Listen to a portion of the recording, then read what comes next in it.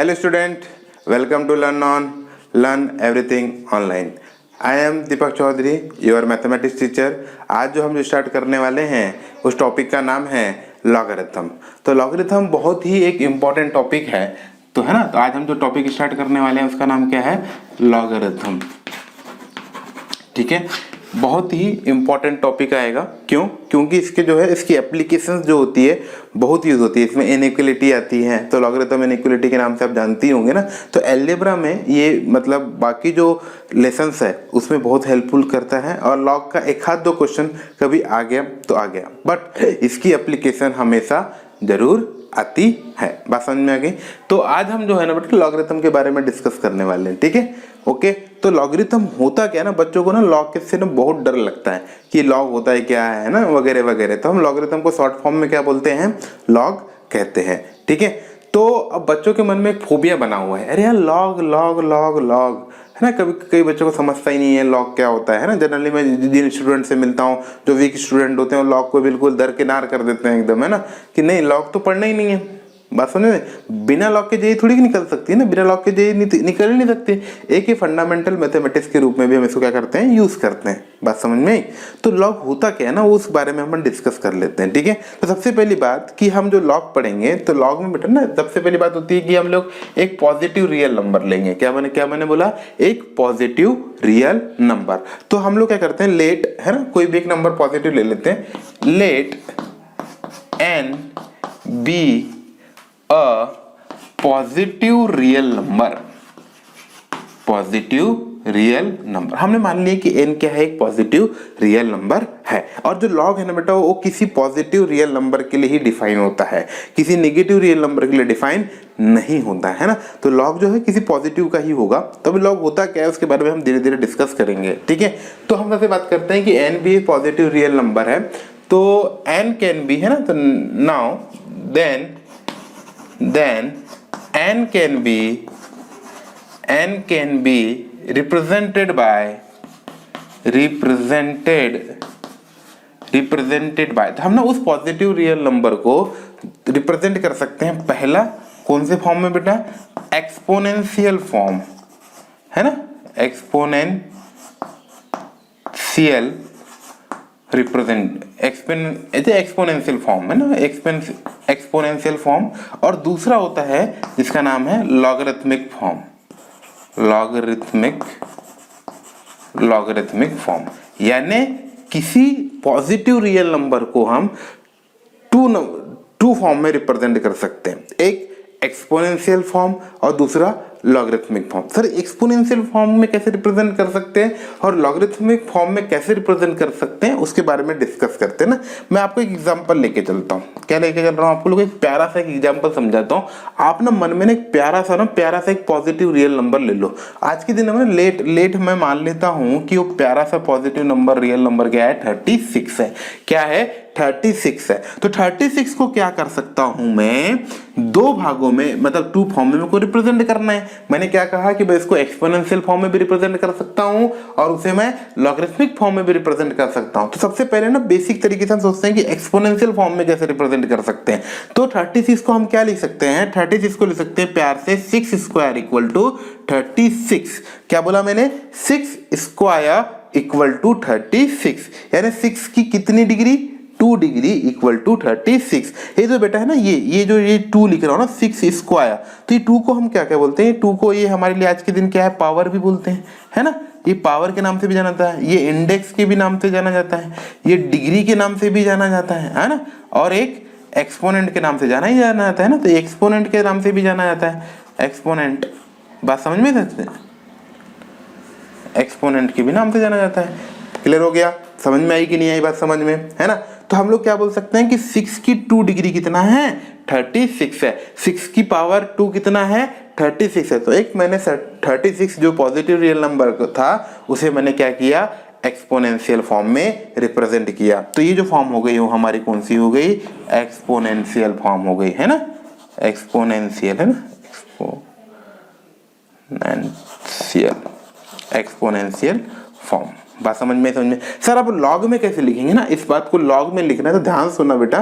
किसका लॉग निकाल रहे हैं हम लोग, लॉग की बात चल रही है, तो क्या आ जाएगा, लॉग, है ना, लॉग किसका, लॉग किसकी बात चल रही है, n 36 की, तो लॉग 36 है ना, बेस में 6, लॉग 36 6 की कितनी डिग्री, इसका आंसर कितना आ जाएगा, 2 आ जाएगा। बात समझ में। अब देखो मेरा पढ़ रहा है ना, 6 की 2 डिग्री 36, 6 की कितनी डिग्री, 2 डिग्री।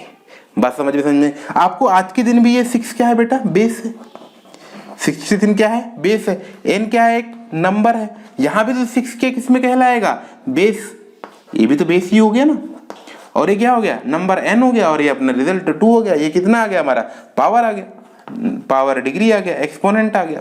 बात समझ में आ रही है। अब ध्यान सुनो ना, मेरे बोलने का तरीका देखो, मैं क्या बोल रहा हूँ, 6 की 2 डिग्री 36, और यहाँ पे 36 6 की 2 डिग्री, जस्ट अपोजिट बोल रहा हूँ। यहाँ पे 6 की 2 डिग्री कितनी है, 36 है, और 36 यहाँ 6 की कितनी डिग्री है, 2 डिग्री है ना। तो अगर आप देखो तो ये जो लॉगरिथमिक जो फॉर्म आपको दिखाई दे रहा है, ये लॉगरिथमिक फॉर्म जस्ट इसका क्या है, अपोजिट है। जस्ट अपोजिट का मतलब उल्टा है। देखो ना, 6 की 2 डिग्री 36 और 6 की 2 डिग्री, इसका मतलब हम एक्सपोनेंशियल फॉर्म को एंटी लॉग भी बोलते हैं। तो ये एंटी लॉग भी बोला जाता है। जिस दिन मुझे इसका एंटी लॉग लेना पड़ा तो इन्हें लॉग को हटाना पड़ा। एंटी लॉग मतलब क्या होता है, लॉग को हटाना। और जिस दिन मैं लॉग को हटाऊंगा 6 किसके बेस चरणों में चला जाएगा, 2 के, तो ये हो जाएगा 6 स्क्वायर इक्वल टू 36। बात समझ में। जिस दिन लॉग हटेगा उस दिन 36 क्या हो जाएगा, 6 स्क्वायर हो जाएगा। उम्मीद है कि आपको ये समझ में आया होगा। तो इसी बात को क्या कर लेते हैं हम लोग, इन जनरल लिख लेते हैं ना, इन जनरल में लिख लेते हैं। अच्छा, इन जनरल में कैसे लिखेंगे, है ना, जनरल मतलब हम फार्मूला बना लेंगे, है ना भाई। तो मैंने क्या बोला, n क्या होना चाहिए, एक पॉजिटिव रियल नंबर होना चाहिए, है ना। अच्छा, अगर मैंने लिखा कि कोई बेस a है टू द पावर x क्या है, n है, तो इसको मैं लॉग में कैसे लिखूंगा बेटा, log n base a equal to x। बात समझ में। यहाँ x a की कितनी डिग्री, a to the power x equal to n, तो n a की कितनी डिग्री, x डिग्री। बात समझ में।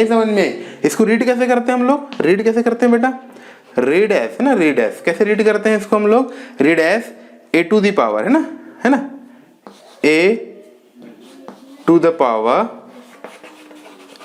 पावर x इज n, और यहाँ पे क्या बोलेंगे, log of n to the base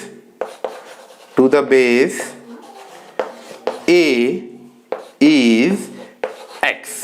बात समझ में। तो ये जो है ना, पढ़ने का थोड़ा सा एक क्या आता है, अपना तरीका आता है। बात समझ में आ गई। उम्मीद है कि लॉग का एक छोटा सा कॉन्सेप्ट आपको क्या आया होगा, समझ में आया होगा, है ना। आपको पता ही होगा, अगर एंटी लॉग लेना है तो इसको बोलेंगे, तो इसको हम एंटी लॉग में क्या पढ़ सकते हैं, एंटी लॉग ऑफ n, है ना, ऐसा बोल सकते हैं ना, एंटी लॉग ऑफ n, क्योंकि लॉग n है तो ये एंटी लॉग ऑफ n आ जाएगा। क्लियर हो गया। उम्मीद है कि आपको ये क्या आ रहा होगा, समझ में आया होगा। तो मैंने आपको एक पॉजिटिव रियल नंबर जिसको हम रिप्रेजेंट कर सकते हैं 2 फॉर्म में, एक्सपोनेंशियल फॉर्म और लॉगरिथमिक फॉर्म में, मैंने आपको फॉर्म में दिखा दिया कि हम इसको रिप्रेजेंट कर सकते हैं। ठीक है, उम्मीद है कि आपको यहाँ तक क्या आया होगा, समझ में आया होगा। आगे चलते हैं ना, आगे चलते हैं। ठीक है, ओके। तो फटाफट क्या कर लो, आप इसको कॉपी कर लो ना, कॉपी कर लो। ओके, नेक्स्ट, अभी आपने कॉपी कर लिया। हमने पढ़ी कि लॉग क्या होता है। लॉग क्या हो रहा था कि कोई पॉजिटिव रियल नंबर n है ना, n टू द बेस अगर a ले रहे हैं तो उसके आंसर क्या आएगा, x आएगा। अगर a to the power x equal to n है तो लॉगरिथमिक फॉर्म में कैसा लिखा जाएगा, log n to the base a equal to x। अब इंपॉर्टेंट बात आती है कि जो लॉग है, लॉग मतलब अभी हमने जो डिस्कस की है बेटा, हमने क्या की कि जो लॉग n बेस a, यही तो लॉग है ना, इसकी वैल्यू x आ रही होगी, इसकी वैल्यू कुछ भी आ सकती है। बात समझ में। ये डिफाइन कब होगा, है ना। अब लॉग डिफाइन का मतलब ये जीवित कब रहेगा, ठीक है। अरे कोई चीज डिफाइन कैसे होती है, मतलब इसकी रियल वैल्यू आना चाहिए। अब बात समझ में। तो n क्या है हमारे पास, रियल नंबर है, पॉजिटिव रियल नंबर है। तो ये लॉग डिफाइन कब होगा, लॉग अपनी वैल्यू कब देगा, है ना। तो उसके लिए हम बात करते हैं, log n base a is defined, ये डिफाइंड होगा इफ कब बेटा, इसमें आपको 3 बातें याद रखनी है। कौन कौन सी बातें, कि n जो है वो ग्रेटर देन 0 होना चाहिए। अभी हमने बात ही की है कि n क्या है, एक पॉजिटिव रियल नंबर है, और पॉजिटिव रियल नंबर का मैथमेटिकल रिप्रेजेंटेशन क्या होता है, n इज ग्रेटर देन 0। दूसरी बात कि बेस निगेटिव नहीं चाहिए, base is also is greater than 0। अब बेस निगेटिव क्यों नहीं चाहिए मैं भी आपको एक्सप्लेन कर दूंगा। और तीसरी बात कि बेस मुझे निगेटिव के साथ में अगर पॉजिटिव चाहिए तो उसमें भी मुझे 1 नहीं चलेगा, ठीक है। तो लॉग क्या कहता है, कि लॉग कहता है कि जब तक ये तीनों कंडीशन मेरे लिए सेटिस्फाई नहीं होगी तब तक मैं एग्जिस्ट नहीं करूंगा। एग्जिस्ट नहीं करूंगा का मतलब मैं डिफाइंड नहीं होऊंगा। अगर ये तीनों कंडीशन सेटिस्फाई करती है कि n इज ग्रेटर देन 0, क्योंकि लॉग पॉजिटिव रियल नंबर के लिए डिफाइंड है। दूसरी बात कि जो बेस होना चाहिए वो क्या होना चाहिए, ग्रेटर देन 0 होना चाहिए। और तीसरी बात कि जो a है मतलब बेस जो है वो नॉट इक्वल टू 1 होना चाहिए। तो ये तो आप पहली बात समझ ही गए, क्योंकि हमने डेफिनेशन में ही, लॉग के डेफिनेशन में कि log is defined any positive real number is represented in 2 form, एक एक्सपोनेंशियल फॉर्म और दूसरा लॉगरिथमिक फॉर्म। तो ये तो आपको पता ही है कि लॉग जो है हमारे किसमें, यानी पॉजिटिव रियल नंबर के लिए ही डिफाइंड है। अब ये आप ये बात आ गई कि a मतलब कौन हो गया बेटा, ये तो बेस है ना, बेस। तो base can not be negative, इस बात को अपन लिख लेते हैं, है ना, नोट में इस बात को लिख लेते हैं। नोट में क्या है कि base can not be negative, है ना, can't be negative, can't be negative. Negative का मतलब a इज ग्रेटर देन क्या होना चाहिए, 0 होना चाहिए। ऐसा क्यों होना चाहिए मैं हर चीज के बारे में बताऊंगा आपको। बेस नेगेटिव हुई क्यों चाहिए, क्यों, क्योंकि बच्चा कभी, एक बच्चा मुझसे कहता है कि सर अगर किसी ने -2x लिख दिया है ना, सॉरी -2 लिख दिया तो इसका आंसर तो 4 आ रहा है सर, रियल आ रहा है सर आंसर। अगर आप ऐसा लिखना चाहोगे -2 इक्वल टू 4 तो ये आंसर रियल आ रहा है सर, इसमें कहाँ मतलब रियल वैल्यू नहीं आ रही। मैंने बोला बेटा जब तक तुझे पता है कि -2, ये तो बेस हुआ कि नहीं हुआ बेटा, मैंने बेस क्या लिया, अभी नेगेटिव लिया। जब तक तुझे पता है कि जो बेस की वैल्यू क्या होगी, मतलब आपने अगर मान लो लिख दिए -2 लिख दिए तो इसकी वैल्यू -2 और -2 क्या है कि रियल नंबर है। जब तक तुमको पता है कि इसकी वैल्यू रियल आ रही है तब तक तो कहानी ठीक थी। कहानी क्या थी, ठीक थी। हमने क्या ले ली, base let a equal to -2 ले ली है, बात समझ में, तब तक तो कहानी ठीक है, तब तक तो कोई दिक्कत नहीं। यहाँ भी रियल आया तो डिफाइन हो सकता था, है ना। बच्चों ने मुझसे बोला बट अगर मैंने मान लो ऐसा मान लिया लेट -2x इक्वल टू, मुझे पता नहीं है, अभी पता नहीं है, ठीक है। अगर मैं x की वैल्यू, अगर मैंने x की वैल्यू 1 लिया तो आपने क्या बोले -2 आया सर। अगर x की वैल्यू 2 लिया तो कितना आया, 4 आया। पर अगर मैं कभी x की वैल्यू अगर मैं 1/2 ले लूं, मैं क्या ले लूं, अगर x की वैल्यू 1/2 ले लूंगा तो मेरे पास जो हो जाएगा -2 आ जाएगा। और किसी भी नंबर की पावर 1/2 का मतलब होता है रूट में -2 आ जाना, और रूट -2 क्या हो जाएगा, 2 आयोटा हो जाएगा। और 2 आयोटा रियल ना होके क्या है बेटा, इमेजिनरी। क्या है, इमेजिनरी। और इमेजिनरी अब तो रियल वैल्यू आई क्या, नहीं, इसलिए बेस हमें नेगेटिव डिफाइंड, नेगेटिव नहीं चाहिए। क्योंकि बेस अगर नेगेटिव हो गया और पावर 1/2 आ गई, फ्रैक्शन में आ गई, तो हमारा जो आंसर है वो इमेजिनरी आ जाएगा, रियल ना आने के बजाय, तो डिफाइंड नहीं होगा। बात समझ में, कि समझ में क्लियर हुआ कि नहीं हुआ, है ना। बात समझ में कि base can not be negative, clear हो गया। तो आपको समझ में आ गया होगा कि ए ही पॉजिटिव क्यों लेना चाहिए। क्यों, क्योंकि जब तक हमको वैल्यू पता है तब तक ठीक है ना। पर अगर कभी आपका जो पावर है x की वैल्यू फ्रैक्शन में आ गई तो फ्रैक्शन में आने से ना हमारा जो रिजल्ट है वो इमेजिनरी हो जाएगा, और इमेजिनरी हो जाने से वो रियल नहीं होगा, तो हमारा लॉग क्या होगा, डिफाइंड नहीं होगा। बात समझ में, इसलिए पॉजिटिव हमारे को बेस क्या चाहिए, पॉजिटिव चाहिए। क्लियर हो गया, बात समझ में आ गई। अच्छा, a can not be negative, a can not be equal to 1, a 1 के बराबर नहीं होना चाहिए। क्यों नहीं होना चाहिए, दिमाग लगाते हैं। अभी हमने क्या पढ़े, अभी जैसे कि एग्जांपल ले रहा हूं आपके सामने ना बेटा, अगर किसी ने लिख दिया log 4/2, इसका आंसर क्या होगा मेरे को बताओ आप। log हमने पढ़े कैसे थे, जो 4 है वो 2 की कितनी डिग्री है, मुझे बताओ। 4 2 की कितनी डिग्री है, 2 है, तो आंसर कितना आता, 2 आता। डिफाइंड है कि नहीं है, बात समझ में। अगर किसी ने क्वेश्चन लिख दिया log 81/3 लिख दिया तो इसका आंसर क्या आएगा, 81 3 की कितनी डिग्री है, 81 3 की 4 डिग्री है, तो आंसर कितना आता? 4 आता। बट किसी ने अगर बेस में मान लो ऐसा लिख दिया है ना, एग्जांपल समझा रहा हूं आप लोग को, एग्जांपल, ठीक है। मैं लिख रहा हूं कि अगर किसी ने log 81 बेस में 1 ले लिया, क्या ले लिया बेटा? 1 ले लिया, ठीक है। तो मुझे एक चीज बताओ, इसका आंसर बताओ, 81 1 की कितनी डिग्री? आप 1 की कितनी भी डिग्री करोगे तो आंसर क्या आएगा? 1 ही आएगा। तो 81 जो 81 है वो can not be equal to 1 to the power x, ये पॉसिबल ही नहीं है, इट इज नॉट पॉसिबल। तो ये क्या हो जाएगा बेटा? नॉट डिफाइंड, पॉसिबल ही नहीं। आप देखो ना 81 1 की कितनी डिग्री है, 1 की कितनी भी डिग्री करेंगे आप तो मिनिमम आंसर तो 1 ही आना है। तो 81 अगर आप मुझे बताओ x की आप कोई भी वैल्यू रख लो तो क्या 81 1 के बराबर होगा क्या? बिल्कुल नहीं होगा, इसलिए बेस में 1 बिल्कुल नहीं चाहिए। बात समझ में आ गई? क्लियर हो गया? तो बेस में हमको 1 चाहिए नहीं, इसीलिए हमने क्या लिख दिया कि a नॉट इक्वल टू 1। अब देख लो ना, अगर आप 2 की जगह 1 लिख लो, यहाँ पे लिख लो log 4 बेस 1, तो 4 1 की कितनी डिग्री हमको पता ही नहीं है, तो ये आ जाएगा क्या? नॉट डिफाइंड, क्योंकि 1 की कितनी भी डिग्री आंसर क्या आएगा? 1 ही आएगा। क्लियर हो गया? उम्मीद है कि आपको ये जो कॉन्सेप्ट आया होगा समझ में आया होगा। तो ये जो बात मैंने आपको बताया, ये बात बहुत ही इंपॉर्टेंट है ना, बहुत ही इंपॉर्टेंट है, क्योंकि इसमें ही पूरी कहानी बनी हुई है। क्या कहानी बनी हुई है? कि लॉग डिफाइंड कब होता है? 3 बातों पे है ना, 3 बातें जब तक उसकी क्लियर नहीं होगी। पहला कि n पॉजिटिव होना चाहिए, दूसरा बेस पॉजिटिव होना चाहिए, और तीसरी बात कि बेस जो है नॉट इक्वल टू 1 होना चाहिए। जब तक ये 3 बात बहुत इंपॉर्टेंट है, मैं बार बार इसको रिपीट इसलिए कर रहा हूं क्योंकि इस पे जो लॉगरिथमिक इनइक्वालिटी है इस पे ही डिपेंड करती है, ठीक है, बहुत ज्यादातर इस पे ही डिपेंड करती है। बाकी तो और रूल पढ़ेंगे हम लोग, वो अलग बात है, पर ये बहुत इंपॉर्टेंट है। क्लियर हो गया? तो यहां तक आपको जो समझ में आ गया होगा, तो फटाफट इसे क्या करें आप?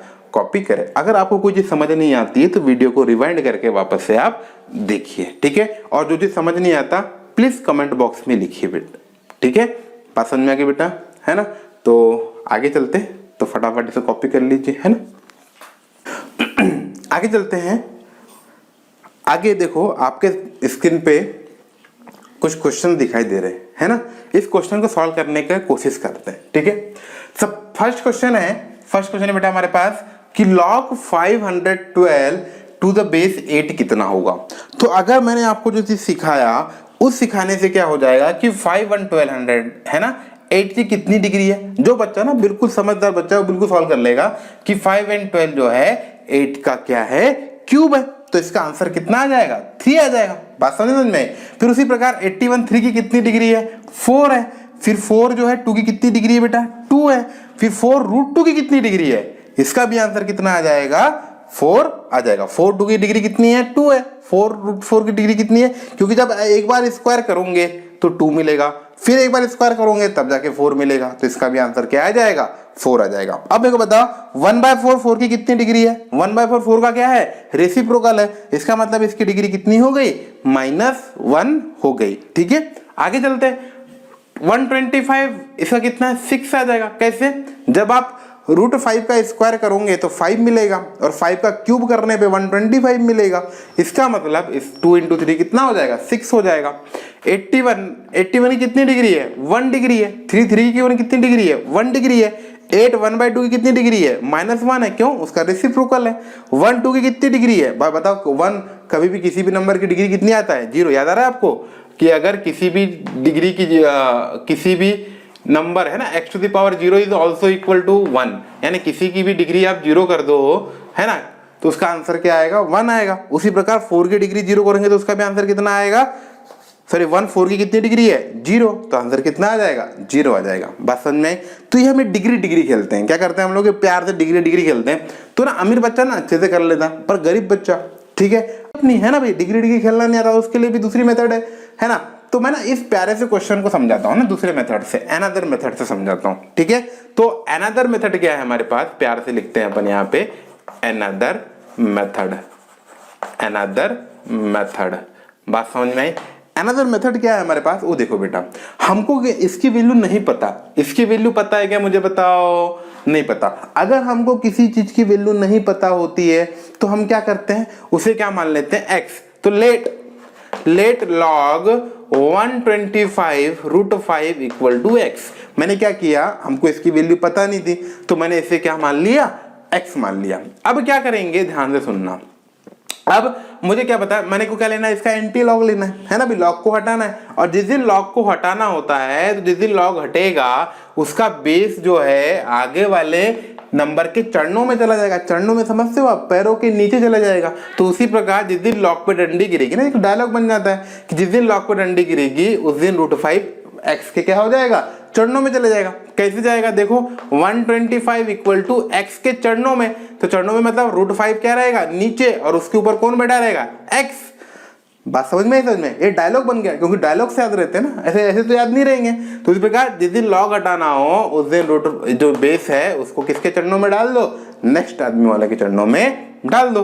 तो रूट 5 किसके चरणों में चला जाएगा, एक्स के चरणों में चला जाएगा, है ना।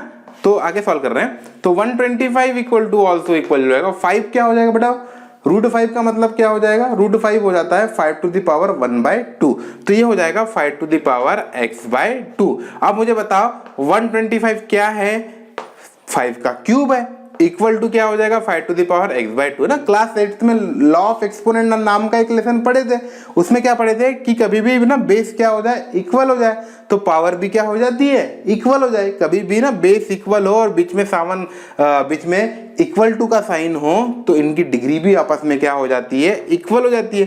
तो इससे हमें 3 इक्वल टू x/2 मिल जाएगा। तो ना 2 को इधर ट्रांसफर कर देंगे तो 6 इक्वल टू क्या मिल जाएगा, x। तो मुझे बताओ आंसर 6 आया या नहीं, आया या नहीं, है ना। तो ये ना ये गरीब बच्चों के लिए, जो मतलब जिनको डिग्री खेलना नहीं आता, और जिन लोगों को डिग्री खेलना आता है उसके लिए तो बेस्ट है ये। बात समझ में उम्मीद है। अब ना अब आप देखो, इतने क्वेश्चन अब लिखो, इनमें एक ऑब्जर्वेशन करते हैं। क्या करते हैं हम लोग, क्या करते हैं बेटा, ऑब्जर्वेशन करते हैं। ऑब्जर्वेशन क्या करते हैं, ध्यान से सुनना। ऑब्जर्वेशन की बात जब हम करते हैं तो आपको दिखाई दे रहा होगा, आपको क्या दिखाई दे रहा होगा, सबसे पहली बात तो ये तो ठीक है, ये किसकी कितनी डिग्री है। पर पहला ऑब्जर्वेशन देखो, लॉग अगर किसी ने n लिया है और बेस में भी n लिया है, यानी यहाँ पे n और बेस में भी n है, तो उसका आंसर कितना आ रहा है। देखो यहाँ पे 81 है और यहाँ भी 81 है, मतलब दोनों सेम है, तो उसका आंसर कितना आ रहा है, 1 आ रहा है। यहाँ देखो 3 है, यहाँ बेस में भी 3 है, तो आंसर कितना आ रहा है, 1 आ रहा है। इसका मतलब हम बोल सकते हैं कि log n base to the n equal to 1। दूसरी बात आपको दिख रहा होगा कि log अगर किसी ने यहाँ n लिखा है और यहाँ उसका रेसिप्रोकल लिखा गया है, तो आंसर देखो यहाँ पे कितना आ रहा है, -1, या फिर रेसिप्रोकल लिख के उसका n लिखा गया है तो उसका आंसर क्या आ जाएगा, -1। देखो n का रेसिप्रोकल 1/n और 1/n का रेसिप्रोकल n, तो यानी यहाँ जो लिखा है उसका रेसिप्रोकल अगर यहाँ लिखा हो तो उसका आंसर हमेशा क्या आएगा, -1 आएगा।